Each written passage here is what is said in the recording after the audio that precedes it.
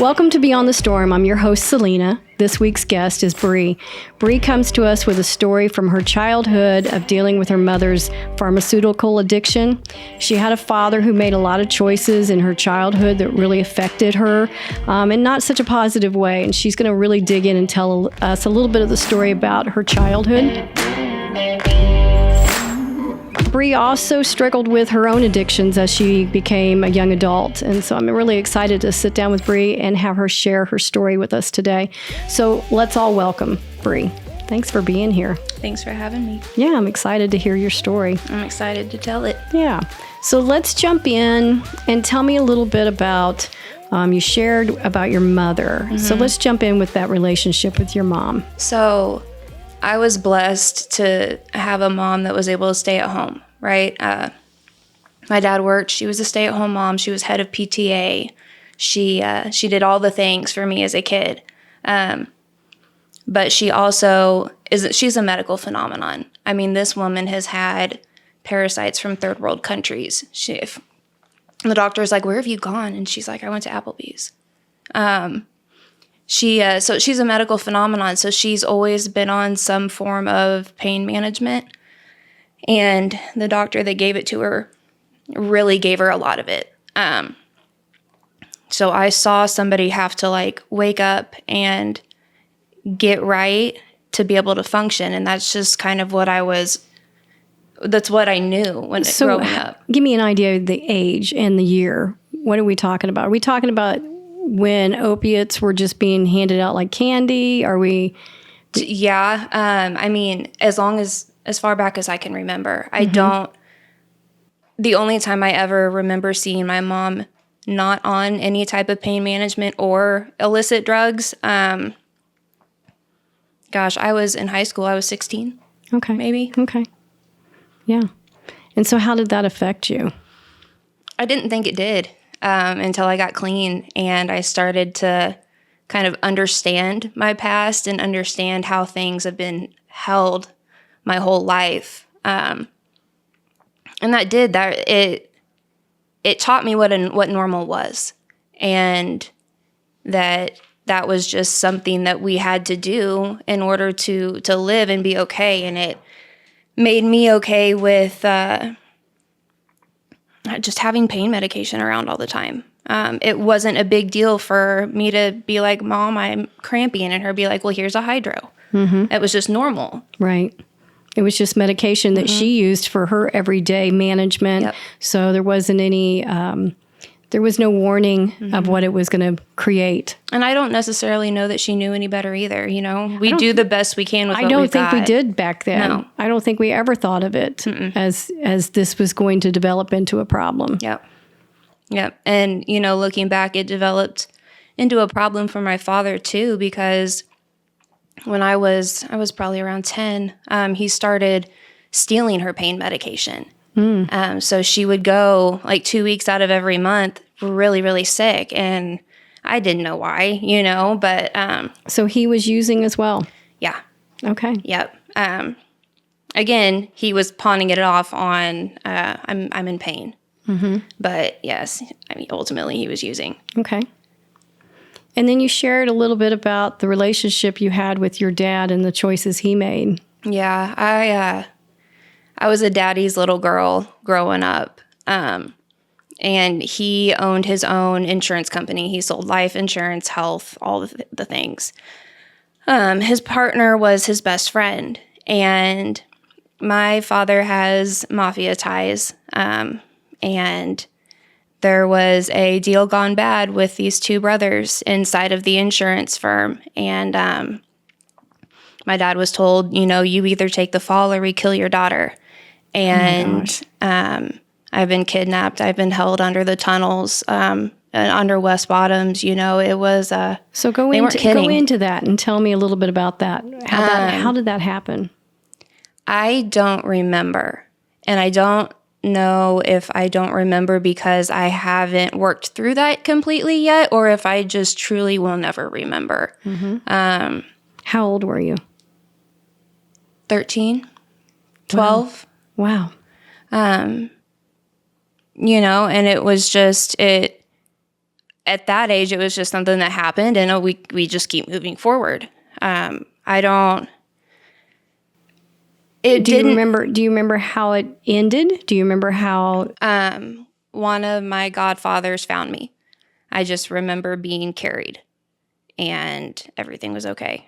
And I passed out in the backseat of the car, and I slept. And you just went to school Monday morning? Like At that point, I got to really decide when I wanted to go to school. My parents, they raised me thinking, they wanted me to think life was unicorns and rainbows. And I get that being a parent now, that like we just want our children to see the best in the world. But it gave me life skills. Yeah. I had no tools to handle anything. And it really screwed me when all of this was going on in my life. My mom and I didn't really find out about everything that happened inside of the insurance deal until almost 10 years later is when that happened with me. It's when I woke up one morning to the FBI kicking my front door in and raiding our house for 3 days. And what was that? Do you know what that was about? It was about the insurance deal, the wire fraud. That's when the investigation had enough, oomph behind it for them to be able to act on it. And, they tried to shelter me from that too. They didn't want me to know the truth, and I get it, but I had to lock myself in their bedroom to read the discovery to find out exactly what happened, So you read the discovery. Take me through that day. It took about 3 days. Okay, so tell me how that. Walk me through that, because normal childhoods, you're not reading discoveries about your parents. Yeah, I guess you're right. I just knew that I had to know, and I was pissed off that I was not told. I was pissed. I was a pissed off teenager, Well, we all have been teenagers that got pissed off, or we went through our parents' stuff and we looked at the things that we were told not to look at. I get that. I did the same thing. I went through my mother's love letters from her high school boyfriends, right? And then it pisses you off because your mom had a life before your dad. God forbid. Right? So I understand that. So take me back to that little girl reading that. I was sitting on their bed, and I had locked the bedroom door, and I had put some stuff in front of it, and they had hid it. And just one day I saw where it was, and so I grabbed it out and I got it out, and it was probably about this thick. Wow. It was a lot, and I just read and I read and I read. Did it break your heart? Did it make you see your parents in a different light? No, not at that point.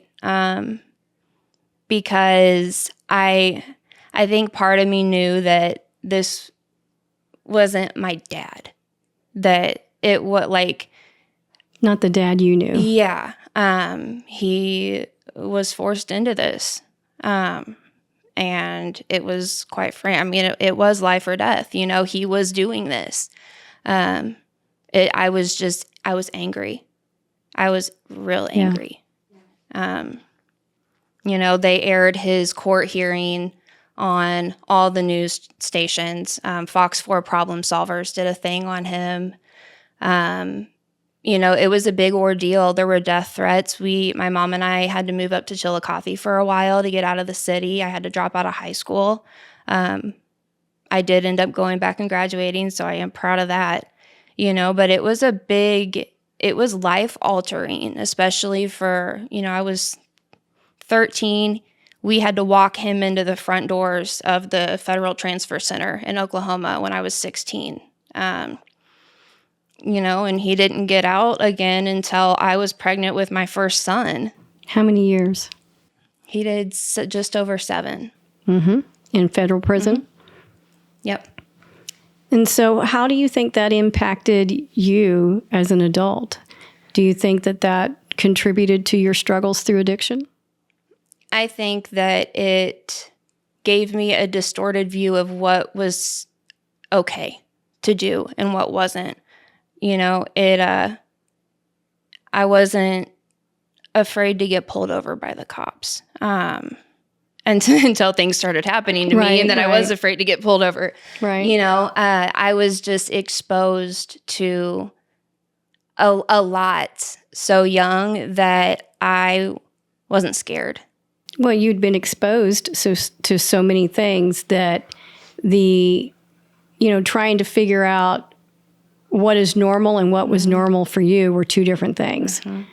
I think when you are exposed to things like that, you know that you're different, but it makes you almost make this assumption about yourself that I can handle whatever because I've already been through this. Yep.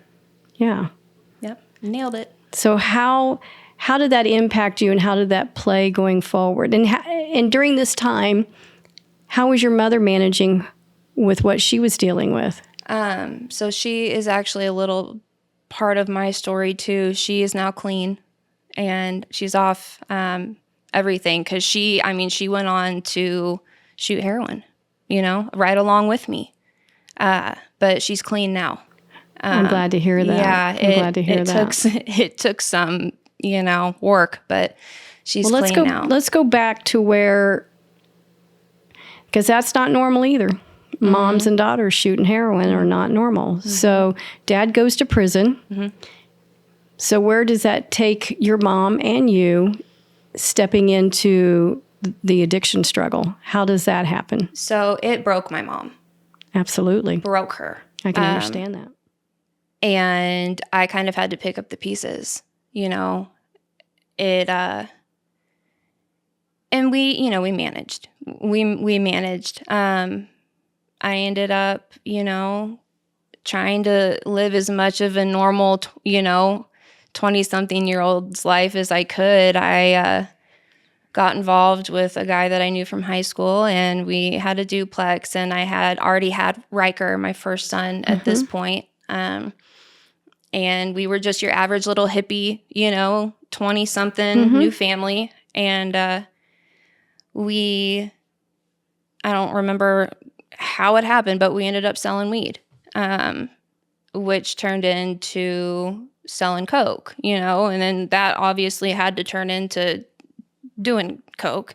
And, I will say before I continue just about me as a person, I believe that my soul is here to experience. And I almost used that as like a reason I can permission. Yes. Because it's an experience, right? And I wanted to experience everything. Like I was the kind of person that would be handed something. That's truly a gypsy soul. Yeah. Is to go and experience life on life's terms. And if this is the path you take, you were willing to take the experiment.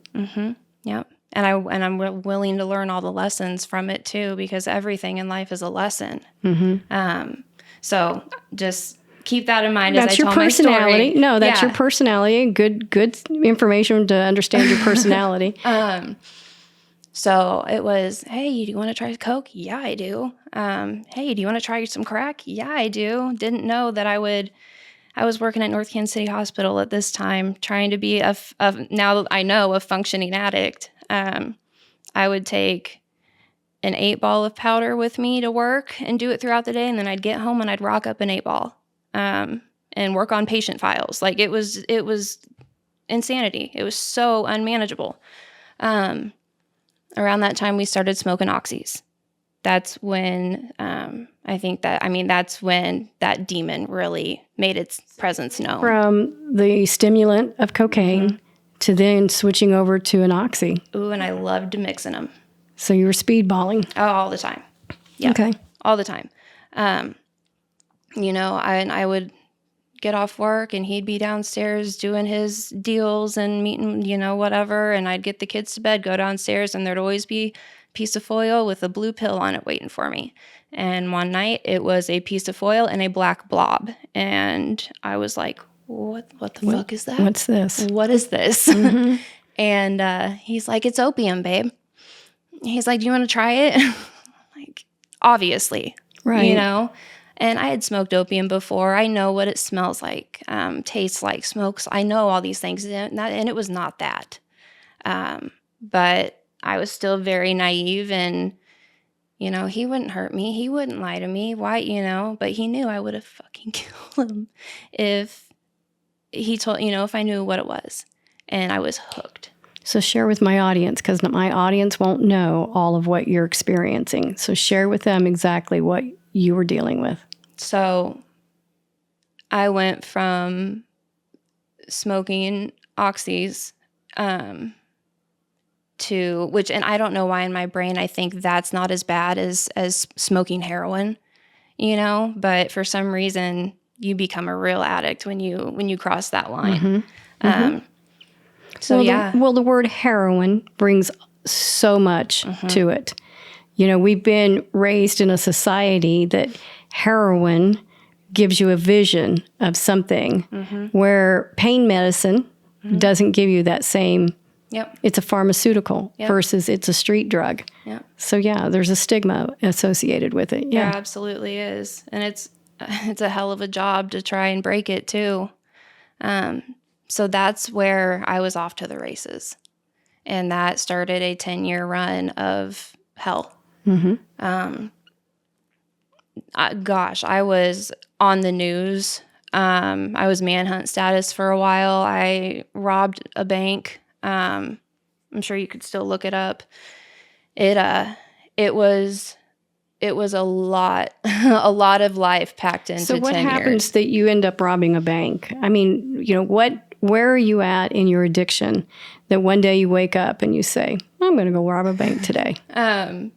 So within 3 months, we had lost everything. He worked at Ford. I was a nurse. We were moving back in with my parents. Little did I know my parents were heroin addicts as well at that point. So with both of my kids, it was a family affair. And it was not too long after that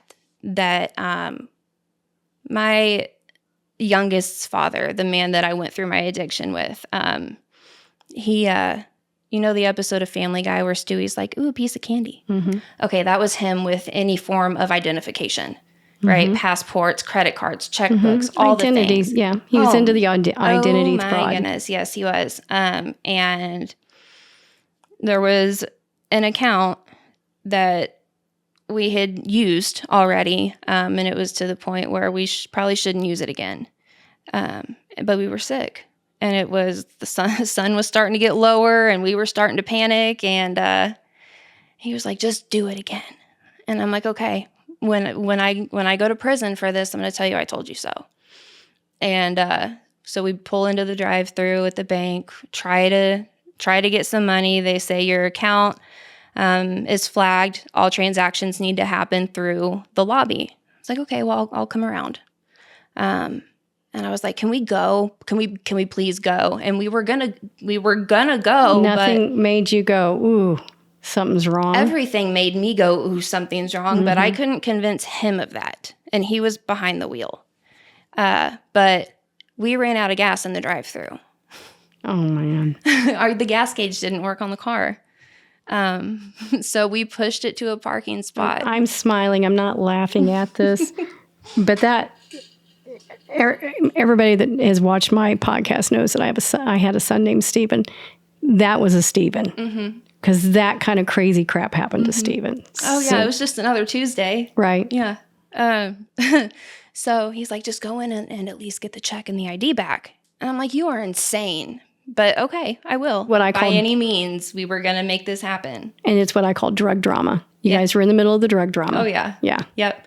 Man, but I thrived off of it at that point in my life.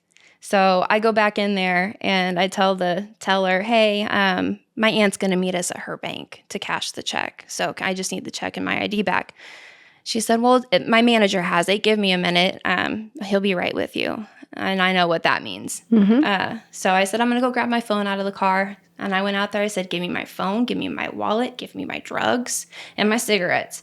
He was like, what's wrong? I said, the cops are about to be here in 10 seconds. And no quicker than I got off that property, it was swarmed. Every jurisdiction in the area was there. They had choppers out. and I got away that day.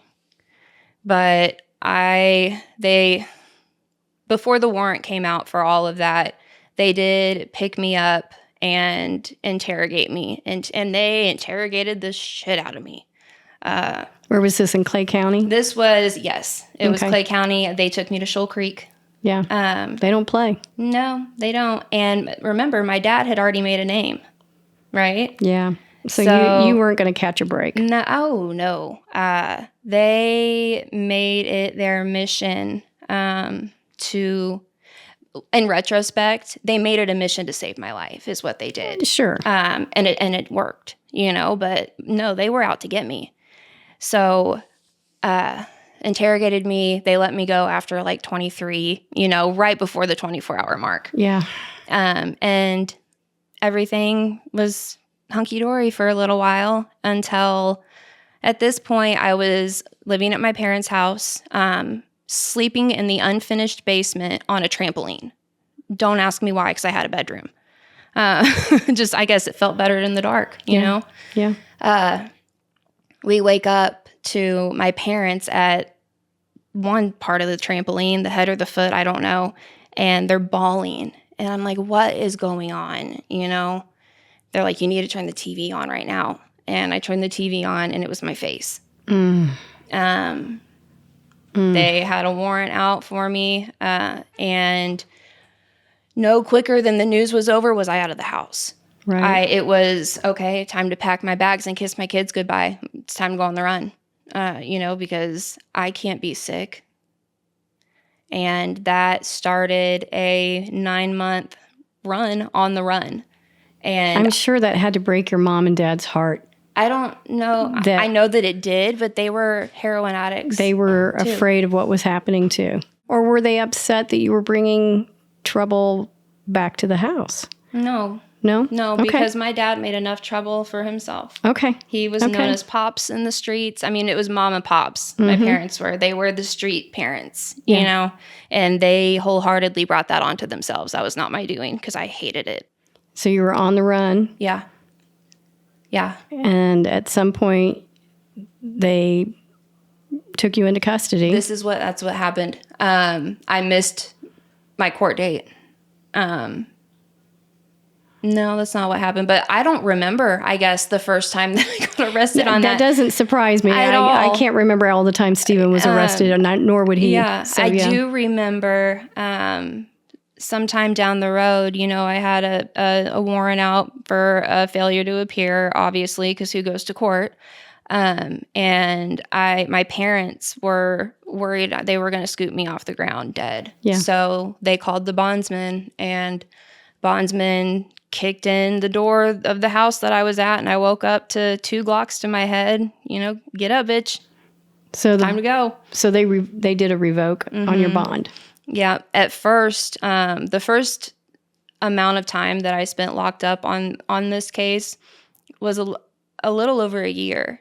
And during that time, they went from, so I was arrested on 5 different Class B felonies. It was trafficking, stolen identities.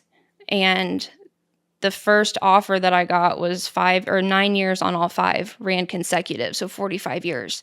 But that was only after the feds let go of the case. The feds had picked it up for a while, and my case was blacked out for almost a month with them investigating it. But And then they felt like they didn't have enough, so they turned it back to a state dropped case. it back down to state. My lawyer, who was a public defender at the time, worked a miracle and got it down to a Class D, receiving stolen property, and I got 5 years probation. Wow. But I didn't walk probation. First off, public defenders don't normally work that. I mean, I don't want to make it sound like they don't do their job. They do, but yeah, we've had a lot of experience where they just walked you through the system. They didn't work hard for you, so you were lucky. Yeah, I had my angels were really working hard that day. Yeah. But I wasn't done getting high. So you weren't out yet. No, I violated probation so quick. I think I showed up the first time, maybe. I probably didn't even do that at that point. So I was in this vicious cycle of just in and out of jail constantly because every time I got out of jail, I was clean and I felt good, but I went right back home to my parents' house. And that was that house, and I'm sure other people that have experienced things like this in places like this and the demon that heroin addiction specifically is, that house had its own pulse. It was its own entity. Yeah. I will never be able to explain it, Well, and I think I'm talking out of turn here because I've never struggled with addiction, but I have listened and watched how it affected Stephen, people, places, and things. And they say that constantly. You have to replace those. Yep. So going back there probably was the trigger you just couldn't get away from. Oh, no, I was using within 3 days. Right. And my parents were the ones giving it to me. So that went on for a long time. And mind you. So tell me why your parents gave it to you. Do you know why? Because were you sick and they didn't want you sick? Yeah. So I remember the first time my mother gave it to me, heroin specifically. And I had just moved back into their house and I was withdrawing. But I hadn't been using it long enough to truly understand what I was feeling. I suffer with a stomach disorder as well, and they feel identical. So sometimes it was, at the beginning, it was hard for me to distinguish what I was going through, and then one day it just clicked. But that particular day, I was sick, and I just acted like I was cramping really bad. And they snorted it. So they would grind it up into powder. And she handed me a little foil pouch with powder. And she was like, you can smoke it. You don't have to, snort it. And it was just normal. It was like, here's a Tylenol. You didn't have that moment of my mother just handed this to me? No. Okay. I don't know. No. Okay. Never realized that. Yeah.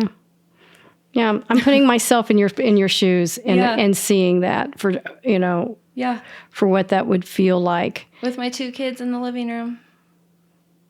I have to say, I'm sorry that was so normal. I'm sorry that was a normal for you, because for most of us that are probably listening to this, I couldn't imagine having that kind of relationship with my parents. There's a part of your childhood that was taken from you, and in adulthood, it just became normal. Yeah. So tell me a little bit more about, you're in this cycle that you have all of this support that's not healthy support. So you have reinforcement in your cycle of spiraling with your addiction. So tell me where that takes you. It kept me stuck. It didn't take me anywhere. The last time that I was arrested, so KCPD had a whole task force assigned to me by this point. And my parents' house was under 24-hour surveillance. We were on a dead-end street, so one way in, one way out. So there was nowhere to go, really, if I was going to try and run. So I didn't ever go there. But at this point, I was getting tired. Spiritual, I was tired. And I was starting to think, I was starting to research rehabs when I'd be really sick, It's just a matter of time before I'm in handcuffs again. I'm going to give my children what little I can of me. So I go back home, and our basement was an unfinished basement full of my entire life in boxes. My mom kept everything, but it made for a really good spot to put a hideout spot for me in case the cops came. So I had my little area down there set up. I had a bedroom set up down there. I did not leave the basement rarely. And one night I was in the kitchen with my kids trying to decide what to have for dinner. And boom, boom, boom, Brianna, come out. And I tried to book it down the stairs. And as soon as I hit that railing, because we lived in a ranch house, it was just a long staircase. As soon as I hit that railing to hop over, my front and back door at the same time get blown open. I get tackled down the stairs. Both my boys are watching this.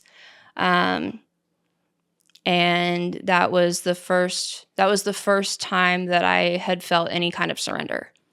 I kissed my boys goodbye, and I went to jail for so far what has been the last time. And that was the time that I was like, I'm not doing probation. I'm not doing drug court. You're sending me to prison. I need to go sit the fuck down somewhere for a little bit and collect myself, because this is not working. I need time out. I need a big girl timeout. And that's exactly what they did. So how long did you go to prison? Not long. By that point, I had been in county so many times and for so long that You had enough time served? I had almost 4 years already. And that's what my backup was. Well, no, my backup was 7. They sentenced me to 4. So I was in prison like around a year. And that's only because R&O was so freaking long, you know? And it was right at the start of COVID. It was March, April, May-ish of 2020. I was the last group to go from R&O to the yard, and then they shut R&O down. Got through that. So I was arrested December 19th of 2019. DFS came in and took my children from my parents December 22nd. Oh, man. Yeah. Oh, my goodness. Yep. Best thing that could have ever happened to them. My parents were heroin. Like, what was I thinking, first off? I mean, I didn't have any other options, but when all this law stuff started with me, I signed temporary guardianship over to them because I knew that I was going to be gone. You needed to have somebody take care of your kids. But they weren't capable. But if that's the only support system right, we do. I'm not defending your parents. I'm defending the only options you had. Yeah. So did the best I could with what I had. Exactly. Yeah. Exactly. So, I mean, you have the ability to have hindsight right now, but on that day, in those moments, those were your options. And I always say, most generally, when our backs are against the wall, we don't have good options. We have to pick the best of the worst in front of us. Yep. And that's probably what that day was. Yep. It was a survival day. Yeah. So DFS took the boys into foster care, and they had the best foster parents ever. It was a couple my age. Their foster mom was a drug court counselor at one point. Worked at Cornerstones of Care. Wow. They were a small town, husband and wife that wanted kids. They were wanting to foster to adopt. I know that. They didn't think I was going to make it. So I could tell it kind of hurt a little bit when I got them back. But to hear you sit here and say that they were good foster parents, that's a rare thing to hear. Yeah. So let's not gloss over that. God is that everywhere. Says something about you and the journey you're on. That you weren't bitter. You've seen that as a blessing. You've seen that as a gift to you and to your kids. Yeah. And to be grateful to a foster family, foster families do not get those kinds of comments. It's usually the worst that you hear. Right. Or people being angry that their children were taken away and they're not capable of seeing what good came of it. Right. So good for you. Yeah. Good for you. They were awesome. And trust me, I had spiteful moments, man, there at the beginning. But I made sure to, I wrote them a thank you letter from jail, and just tried to be as connected as I could be with where I was. Yeah, because it was your responsibility to do the work. It was your responsibility to build that bridge. Yep. So good for you. Yep. And they're not easy to build, man, but I will say, and I can't speak for all counties and all jurisdictions, but I can speak for the team that I had. And I had a wonderful experience with them because I was ready. Yeah. And because I was willing to do what was asked of me. You were going to open your heart and open your mind and walk that process. Good for you. And say, I fucked up big time, but what do I need to do? Right. Well, I love that for you, that was not something looked back on as a negative, but you're able to have perspective on that. Yep. So coming home from prison and you were able to reunify with your kids? Almost. So when I got out of prison, I did great. I did fabulous. My grandfather helped me purchase my own home so I could get my kids back. At this point, both of my boys were together. And we were in the trial home placement phase of the case. And we had a court date set for the case to be closed. I had them back. And I relapsed. But I was white knuckling it. I didn't know what NA was. I didn't know there was a community. I was just doing it. And my youngest father, the man that I was in my addiction with, we were trying to mingle men things. And I would find like heroin in his cigarette pack when he'd be in the shower, or the bottom of his shoe would fall out, or, and I flushed it and I flushed it and I flushed it until I didn't. And it wasn't it was just a fuck it day. It wasn't a good day or a bad day. It was non-eventful. I just decided to. And they were ripped back out of my arms and put back with their foster parents. And they have different dads. My oldest father isn't an addict. He's married to my old best friend from middle school, actually. We're both named Bri. He lives in California, and he was where my oldest went at that point. So the boys are now separated. But that's when I'm not going to explain it all because it's so much, but things happened with my attorney in this case. And it was the same attorney that got me out of 45 years, was in the process of being disbarred at this point. The state appointed me a private attorney, and this woman stepped in and was not nice to me. She was like, if you don't fucking get your shit together, kiss them goodbye. Kiss them goodbye, because this is your last fucking chance. And I was like, I just said, okay. That was the first time that I felt God work through me, and within 3 days I was on a plane to Vegas to go to treatment. Good deal. And I loved it. So treatment was good for you. But I was so ready. I think we talk about that being ready. We talk about, as the family side of it, we want them to go. We want them to go. And we think they should be ready. And why are you not ready? But when we have a loved one have success in treatment, it wasn't because the family was making them do it. It was because they were ready. Yep. And as a family, I can honestly tell you on our side of it, it is so hard waiting for them to be ready. So sitting here listening to you share your story, I'm sitting here cheering in the background. Yes, she was ready. So how long did you stay there? So it was a 28-day program. So funny enough, I got out of treatment on my birthday, my 30th birthday. And I wasn't ready to come home yet. Nobody's ready at 28 days. I told my team, you send me home, you're killing me. You're signing my death warrant. Yeah. And they were like, okay, figure it out. So they had my back 100%. And so I flew farther out west to sober living. And it was like a spiritual sober living.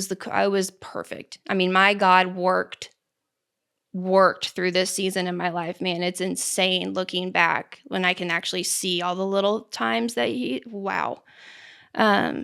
So flew out to Palm Springs on my 30th birthday, and started this new chapter. I started my recovery in California, my sponsors in California. And And out of curiosity, like I had no idea. I just knew my son was in California, my oldest. I didn't know where. I found out what city he was in. He lives in, I'm not going to do all that on tape. So did you make contact with him? I wasn't able to see him, but come to find out the house that I moved into out there was 20 minutes away from where he was. Oh my gosh. So I got to be start so far away and be so close. Yep.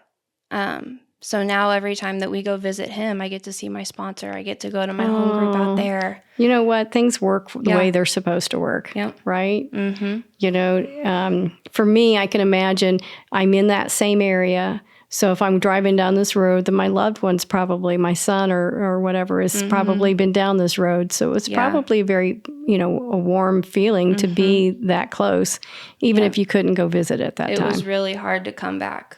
Yeah, I'm sure. The only reason that I came back was because I had his younger brother in foster care still. My plan was to come back long enough, and I still had my house here and everything. So I was, I didn't have to go to sober living when I came back here. But my plan was to get him out of foster care and get back to California as quick as I could. Life was pretty good for you out there, it sounds like. It just felt like home. You know, it was a place where I could be with both of my kids. It was the fresh start that I needed. And that at that point in my life, that's just what felt like home. You know, when I came back to Kansas City, you know, I started going to meetings out here, and one of the meetings that I started going to is where I met my husband. And your husband's name is Bobby. Yep. And so that's why the plan to hightail it back to California has, you know, changed a little bit. So you met Bobby, and your plans got sidelined because share what your journey with Bobby has been. So we met in an NA meeting. I had about 4 months clean when we met, 4 or 5 months, and he was right there too. Our clean dates were pretty close. And he was not done getting high at this point.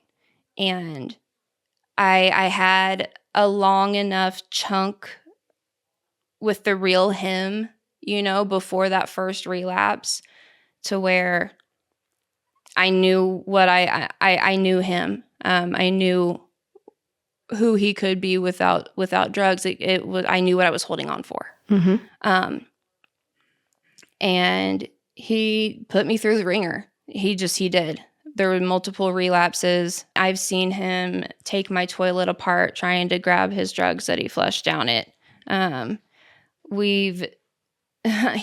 There's a monster that lives inside addicts, and they are exposed when they relapse, you know? Well, and some of the things that he was doing are not, they're research chemicals. And he would literally lose months of time at a time and have no recollection.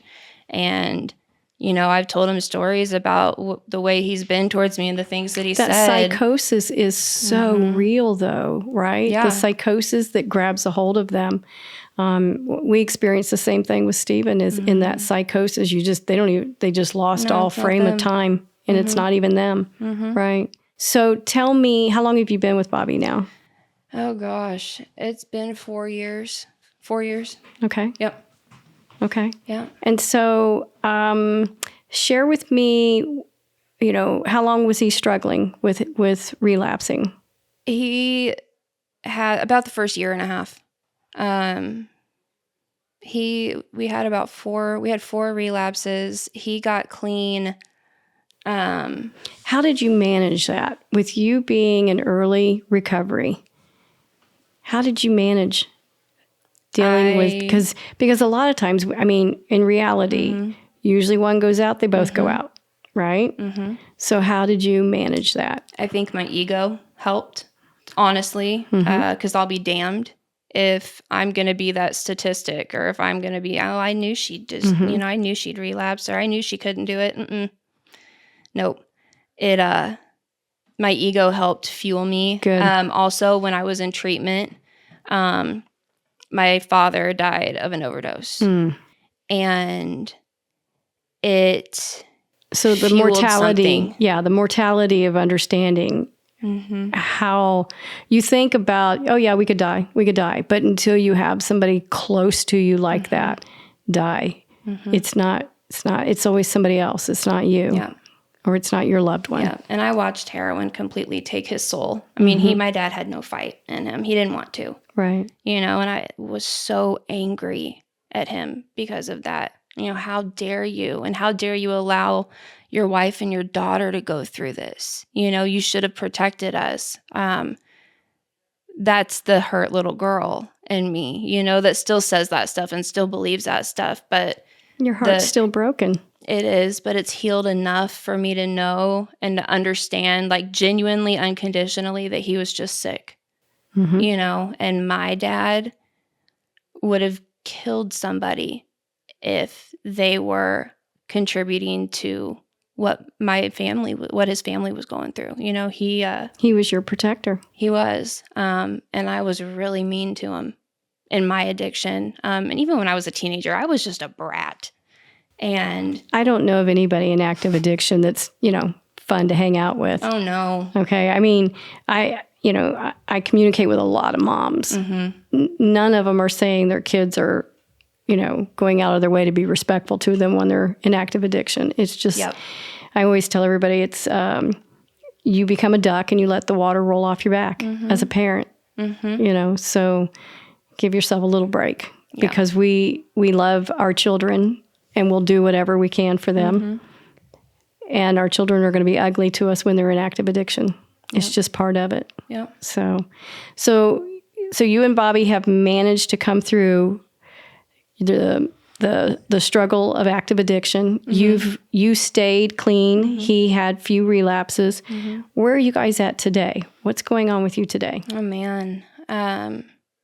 So we today own a thriving HVAC business. He's done HVAC basically his whole life. We've been in business a little over a year now, 100% under the business. It's fantastic. We also have a non-for-profit called Cross Country where we give back. So you do like outreach? We do outreach. We have sober living houses, recovery houses, and the cool thing about our houses is they're all inclusive. So we accept people that are totally abstinent. We accept people that are on medicated assisted treatment, people that utilize plant medicine. You've got to have a medical card if you want to utilize cannabis. So it's got to be legit. Yeah, we harm reduction is a real thing, and complete abstinence is always the goal, right? We all would love that, but sometimes it takes that's not the path. Sometimes that's simply not the path. Right. Because I can tell you as a mom that didn't necessarily believe in Matt because I didn't understand it. I think you're trading one drug for another. That was what I felt. But what I would do today, right, if we could have continued to use Matt, because in my opinion, recovery is when you're not out harming yourself or harming others. Yep. And I've shared with you, I am very firm. Every path to recovery is recovery. Absolutely is. And the judgment that stands in between that, there's no place for it. So if your path is AA, great. If your path is Cali sober, that's great. If you need to be on Suboxone, then by all means do that because whatever keeps you alive. Right. Whatever keeps you alive and gives you a life to live. Yep. Yeah. Yep. Life's not unmanageable. Absolutely. Absolutely. So you guys have a not-for-profit. And I know that you guys have a big online presence. That's kind of how I came in contact with you guys. So tell me, what are you doing? What is your message that you're sharing online? So the message is what we just talked about. Fentanyl's killing people. wiping out an entire generation. And if we don't start meeting people where they're at, we're going to continue to lose. We're going to lose in unnecessary amounts. It's dangerous, and it's not going away, and it's just going to get worse. And however we stay clean is great. I found recovery through Narcotics Anonymous, and it's wonderful, and it has saved lives. It saved my life. But in Narcotics Anonymous, you have to be completely abstinent. And in 1953, when the program was created, fentanyl wasn't wiping us out. Right. The model hasn't evolved. Yes. And so we're sitting here now with a generation of a new drug with old tools. So Exactly. that's part of the reason why I wanted to get in front of you and talk to you and find out a little bit more about what your program is, because what I was hearing you all say is that every path is recovery. And you don't hear a lot of people talking about that. You hear MAT, medication. I do see that more and more. That's been probably in the last 3 or 4 years that I'm starting to hear more of it. We had a hard time getting MAT medication for Stephen. And now knowing how easy you can get MAT would have made a huge difference in his life. Yeah. So hearing you guys advocate for MAT, Cali Sober, whatever path that somebody chooses to go down, that's part of the reason why I wanted to sit down with you and ask you, tell me your story. Yeah. Tell me the path that brought you to where you are today. What would you say to yourself if you could go back and grab a hold of that 13-year-old girl? What would you say to her today? I don't feel like there's anything that I could possibly say other than buckle up. Yeah. Just buckle up. Buckle up. I've always said I'm the strongest person I know, and I stand by that today. And and back then I was too. Should I have had to have been? No. But I always knew that I had me. You could always count on yourself. Yeah. Yep. I totally get that. Well, Bri, I can't thank you enough for sitting down and talking with me and sharing your story. I can so appreciate where your story started, where your story took you to, and where you are today. You want to share some of your social media contact for anybody who'd like to follow you guys? I know you guys are on TikTok and Facebook. So our TikTok is Cross KC. We do a podcast on there called Cross Talk. Facebook is Cross Country. Country is KUNTRY, Cross Country KC, or people can get a hold of us directly on Facebook on our personal ones. Well, Bri, thank you so much for sitting down and sharing your story with us. And I'm really excited about seeing Bobby come and sit down and share his other part of his story. And for all of you that are out here, make sure you reach out and communicate with them through social media. If there's anything about her story, you have questions, or you would like to know a little bit about their sober living program or any of their outreach programs, I know they're going to be really great to talk to. Until next time, we rise together beyond the storm.